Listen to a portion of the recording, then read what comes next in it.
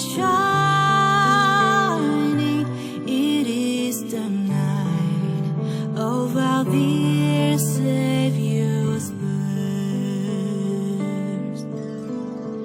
Long lay the world in sin and error pining, till He appeared and the soul felt His word.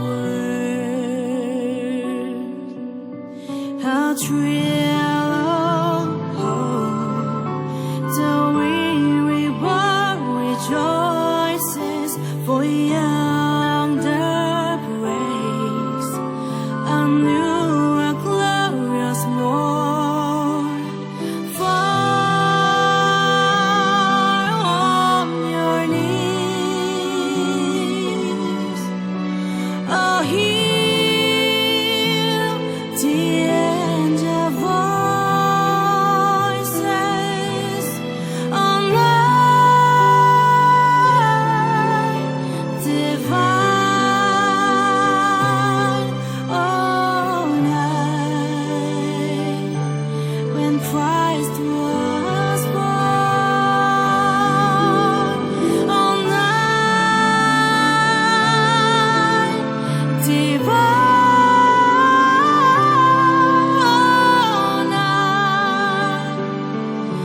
oh, night divine.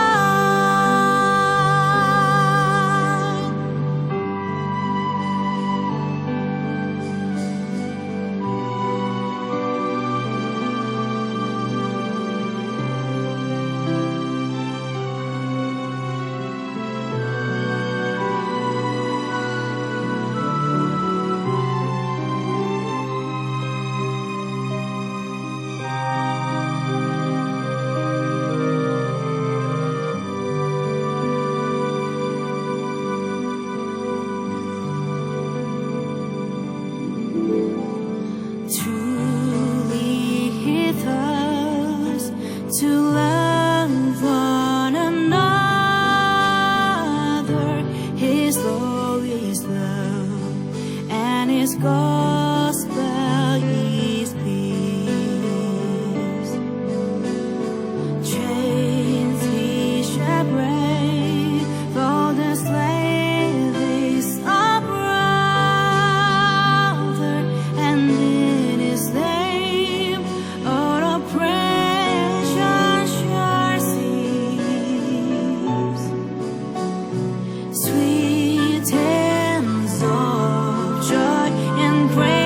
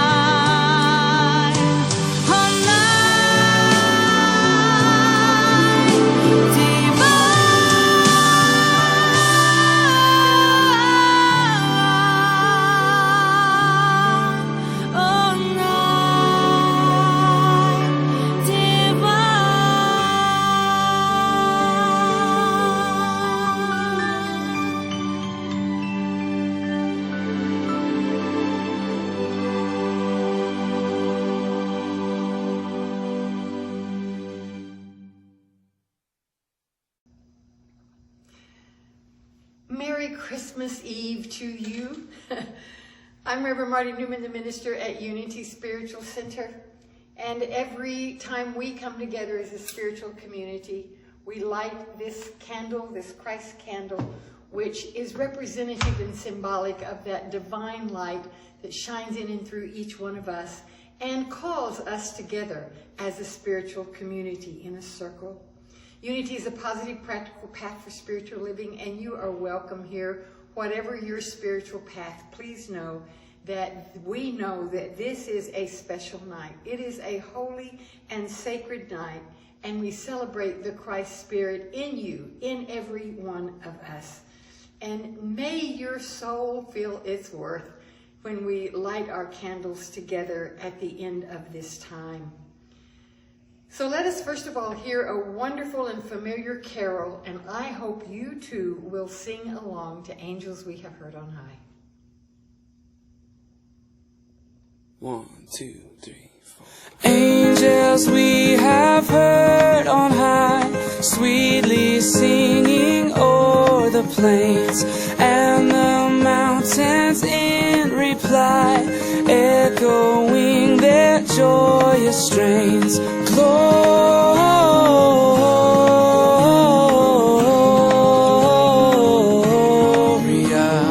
in excelsis Deo.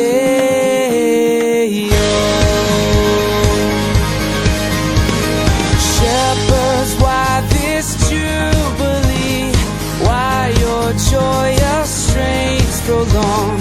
What the gladsome tidings be, which inspire your heavenly song?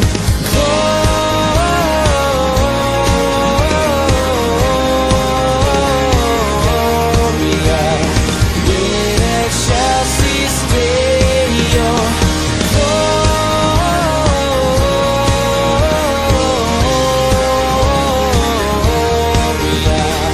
in excelsis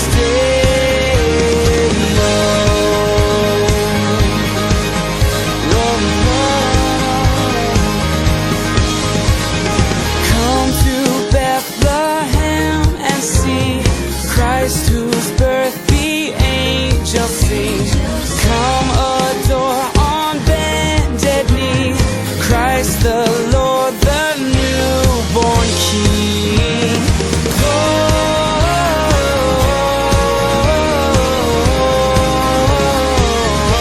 Gloria in excelsis Deo.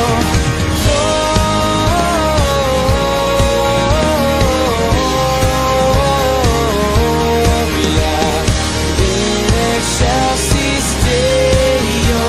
See him in a manger laid, whom the choirs of angels praise. Mary, Joseph, lend your aid, while our hearts in love we raise.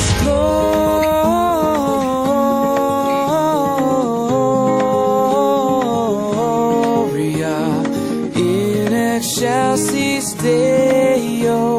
Gloria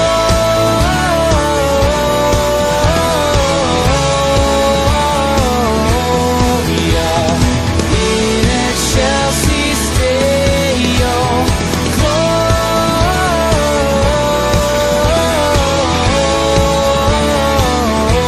Gloria in excelsis Deo. In excelsis Deo.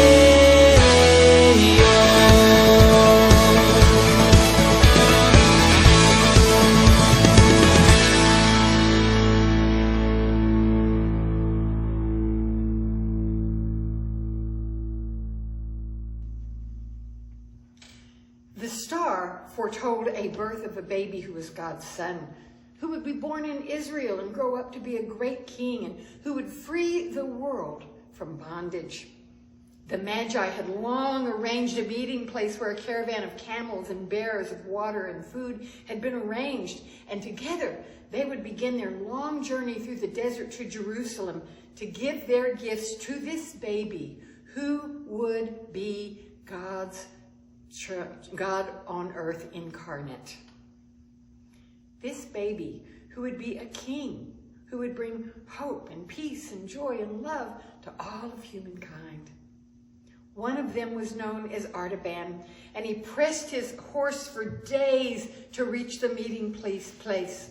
On that final dark night, a mere hours from the meeting place and the midnight departure, his faithful horse slowed her step and stopped suddenly before a dark shape in the path. Dismounting, Artaban saw that the object blocking the path was a man near death. Now, Artaban was known for his healing powers and his way with herbs, which he always carried with him, and he cursed his conscience. This man appeared to be dying anyway. How could he delay his travels to tend this poor soul and miss his departure time? His companions could not afford to wait for him. But at that moment, he heard a gasp from the man and realized that he must treat him. For several hours, he carefully administered his potions until the man was strong enough once again for Artaban to put upon his own horse. Leading his horse and walking as fast as he could, they arrived at the meeting place. The servants ran out to greet Artaban, telling him his companions had waited as long as they could, but finally left many hours before. Artaban arranged for the man to be cared for, stabled his horse, rested, ate, and assessed its situation. The innkeeper needed money to continue caring for the man. He would have to arrange for his own caravan to continue his journey. He had his beloved horse, of course, which he would have to sell. He pulled from his purse his remaining assets: an emerald, a ruby, of perfect color and shape, and finally, a rare, large, lustrous pearl. He chose the emerald, gave it to the dealer, gave the needed money to the innkeeper, and arranged for his caravan. As he was taking his leave, the suffering man, who had greatly improved, finally spoke, thanking him for his care. He was a husband and father, he said. He'd been traveling to the city to find work to provide for his family when he fell ill upon the road. But now he could work and go home and provide for his family once again. He blessed Artaban using the blessing traditions of the Jews. So Artaban told him about the stars foretelling the birth of a Jewish son of God. The Jewish man told him Jerusalem was the wrong place to seek the baby king. The Hebrew scripture said he would be born in Bethlehem in Judea. Artaban thanked him gratefully, changed the destination of the caravan, traveled for 3 days, arriving in Little Bethlehem early one morning.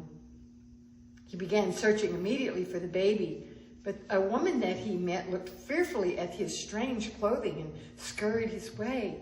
So finally, going door to door, he found one young woman willing to tell him that, well, yes, the 3 strange magi, all of whom were dressed like this man was, but they had left as quickly as they had come, no more than 3 days ago now. They'd visited a young man named Joseph, whose wife had a newborn, and Joseph, his wife, and the baby had disappeared the same night. Some had heard that they had fled to Egypt, and now there were rumors that the Roman soldiers were following the men. They were on the road and trouble was in store, so all the men had taken their herds far back into the hills to escape the expected trouble. As they visited, the tiny child that the one young woman held in her arms smiled at Artaban, reaching out to stroke his beard and bat at the long tassel that hung from his peaked cap.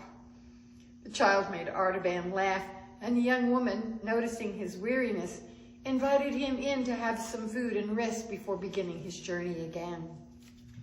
Artaban gratefully accepted, playing with the sweet baby as the woman prepared the food and began to clean up after their meal. He looked at the baby and he wondered, well, who's to say this is not the baby? And suddenly they heard shouting and clashing of swords, and a shout rang out, "The soldiers are killing our babies! Help! Help!" The woman took her baby and shrank into the darkest corner of the house. There was a knock on the door. and Artaban went to the door and stood there, his shoulders and hat filling the space. Upon seeing his stately appearance and strange dress, the captain was taken aback. But then the captain ordered him to step aside. Artaban pulled up his shoulders and took a stronger stance, and then pulled from his purse the ruby, which glistened pure and bright in the sun. "I'm alone here in the house," he said, "and this ruby is for the captain who will leave me in peace."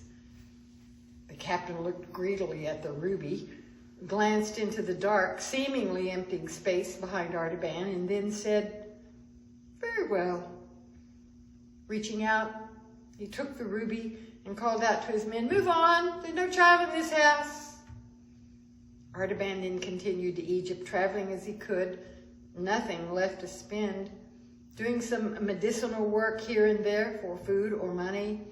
He traveled through Egypt looking for the young king, mindful of the increasing age of the child. One day in a marketplace, he met a young woman who was being beaten and dragged through the streets. Suddenly, breaking away from her captors, she fell at Artaban's feet. "Help me," she cried.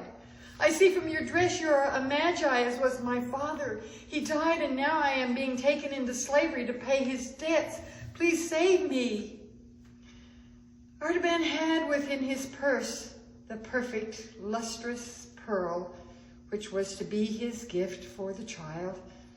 And looking into her sorrowful eyes, he could do nothing else but remove it from his purse, handing it to her captors to buy her freedom. She looked up at him with gratitude and joy. Together they went to the home of a young man to whom she had been engaged, and Artaban shared a meal and fellowship with the family, who were so delighted to have their son's fiancée return to them. But Artaban left the joyful reunion in despair. "I have failed," he thought. "Even if I found the young king now, I would have no gift to give." He fell on his knees, filled with despair, and prayed in desperation. And then he saw in a vision again the grateful eyes of the man whose life he had saved so long ago, just as his journey was beginning. And suddenly a voice within him said, "Look in his eyes. Do they not reflect the divinity that you seek?" And then he saw him a baby whose life he had paid for with the ruby. And the voice said again, "Is that sweet baby not proof that the divine is incarnate in humanity?" And he saw the beautiful young woman restored to her beloved with the promise of life and family before her. And the voice said, "Isn't this the promise of the divine in humanity in abundant life?" And Artaban realized that what he had been seeking all of those years, he had already found. That the promise of the baby was the promise of all humanity.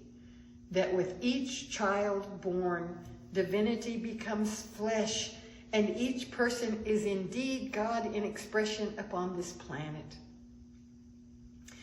This night, we celebrate the holy gifts represented by the peace experienced in the hours of night, the joy of the shepherds and the angels at the news, the love of a mother and father, the wisdom and the wealth of the Magi. That is made real on earth through the individual gifts and talents of each one of us as we more and more learn to express the divinity that we are. May you, like Artaban, know that the divinity you seek is within you, within every person that you see.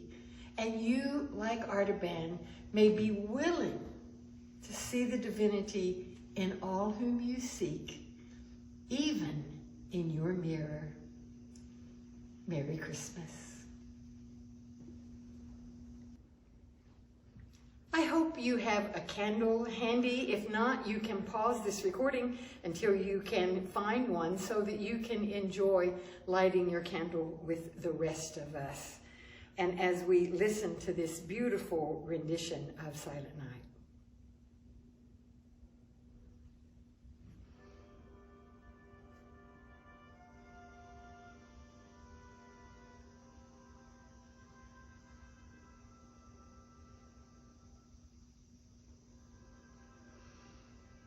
It's a song that I know you're familiar with. And so I invite you now to just very carefully light the candle that you have.